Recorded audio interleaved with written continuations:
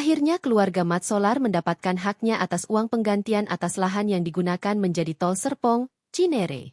Ahli waris Mat Solar akhirnya menerimanya dari Pengadilan Negeri Tangerang, Rabu, 26 Maret 2025. Adapun sidang penyerahan uang ganti rugi tersebut diselenggarakan di ruang sidang utama, Pengadilan Negeri Tangerang.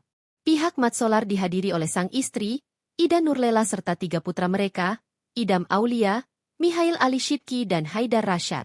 Penyerahan uang tersebut diberikan di waktu yang sama setelah persidangan.